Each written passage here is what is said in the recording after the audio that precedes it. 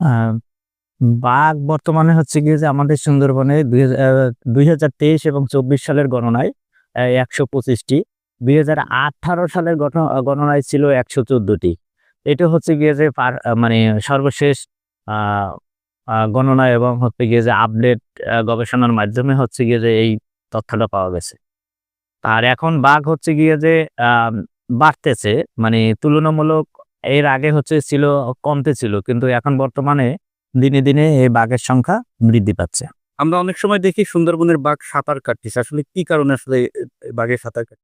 বাঘের সাঁতার কাটার কয়েকটি কারণ আছে। তার ভিতরে অন্যতম কারণ হচ্ছে গিয়ে যে ওরা টেরিটোরিয়াল অ্যানিমাল। ওরা এক স্থানে একাই বাস করে, নির্দিষ্ট একটা এলাকায়।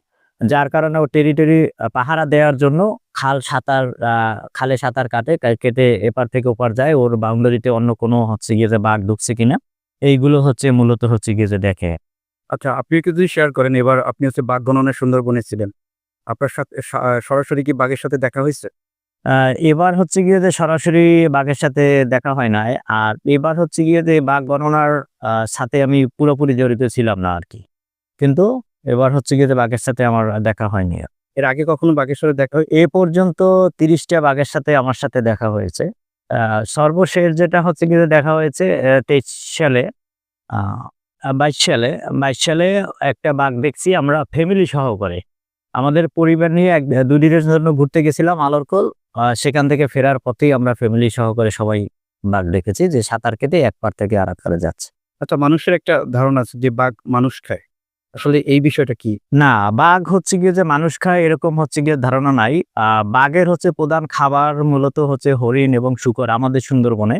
আর সেক্ষেত্রে হচ্ছে গিয়ে যে বাঘকে যদি বেশি ডিস্টার্ব করে ফেলে কোনো মানুষ, বাঘ ঘুমাচ্ছে অথবা বাচ্চা নিয়ে আছে সাথে অথবা হচ্ছে খাবার আছে সাথে, তখন সেখান থেকে বনে উঠে গেল। তখনকার ওই মুহূর্তে হচ্ছে গিয়ে যে বাঘ আ ওকে শত্রু মনে করে হচ্ছে গিয়ে আক্রমণগুলো করে।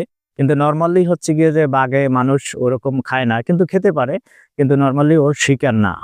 ওর শিকার হচ্ছে গিয়ে যে হরিণ এবং শূকর।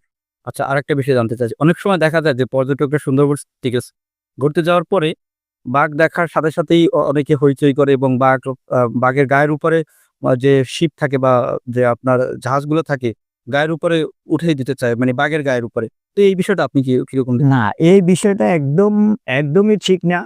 এক হচ্ছে গিয়ে যে মানুষের উপরে ঝুঁকি থাকে এবং রিস্ক থেকে যায়। দ্বিতীয়ত হচ্ছে গিয়ে যে বাঘ ডিস্টার্ব মনে করে এবং বাঘ যদি হচ্ছে গিয়ে যে বেশি ভয় পায়, প্রত্যেকটা প্রাণীরই হচ্ছে গিয়ে যে ভয় আছে এবং আমরা হার্ট অ্যাটাক এর কথা বলি বা স্ট্রোক এর কথা বলি। যদি বেশি ভয় পায় তাহলে হচ্ছে গিয়ে যে বাঘটা যদি হচ্ছে গিয়ে যে দেখা যাচ্ছে যে সে গর্ভ অবস্থায় আছে, তখন ডিস্টার্ব করে। তখন ও হচ্ছে বেশি হচ্ছে গিয়ে যে এগ্রেসিভ হওয়ার কারণে ও স্ট্রোক করতে পারে। যার কারণে এই যে হচ্ছে গিয়ে যে বাঘের পিঠের উপরে বোট চালিয়ে দেয়া অথবা বেশি খোঁচাখুচি করা, বাঘকে এটা হচ্ছে গিয়ে মোটেই হচ্ছে ঠিক না।